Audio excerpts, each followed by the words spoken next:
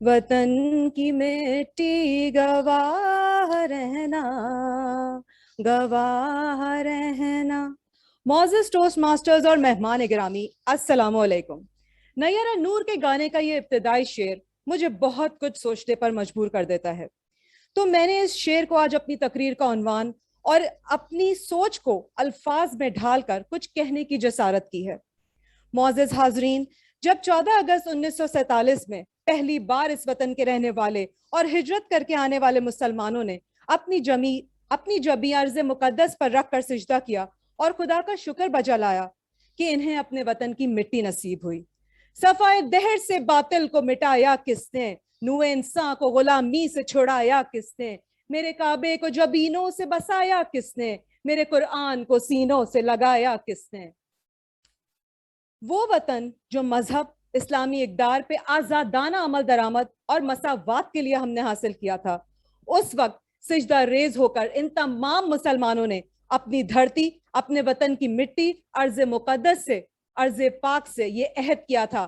کہ ہم اس میں ملنے سے پہلے اس کا حق یعنی پاکستان کی تعمیری بنیادی پیداواری ضروریات میں اپنا حصہ ڈالیں گے۔ قوم مذہب سے ہے، مذہب جو نہیں تم بھی نہیں، جذبے باہم جو نہیں محفل انجم بھی نہیں۔ محترم حاضرین، میرے وطن کی مٹی جو زرخیزی اور معدنی وسائل سے مالا مال ہے، جس نے ہمیں زرعی ملک بننے کا ایک درجہ دیا، مگر افسوس ہم کبھی بھی اپنے اس کسان کو نہ مستحکم، خود کفیل اور جدید تکنیکی معاوضہ دے پائے، ہم اس کو کچھ نہیں دے پائے۔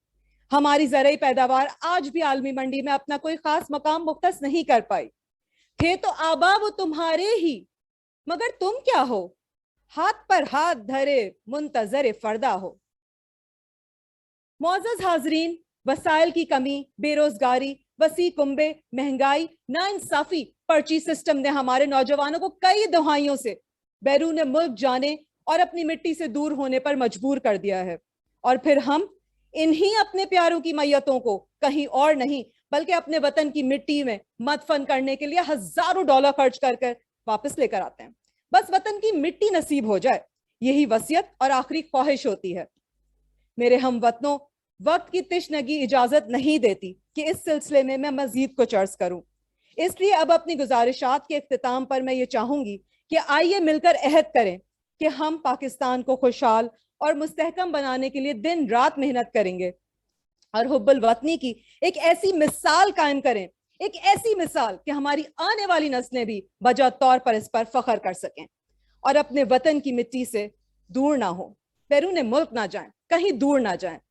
وطن کی مٹی عظیم ہے تو، عظیم تر ہم بنا رہے ہیں، گواہ رہنا۔ شکریہ۔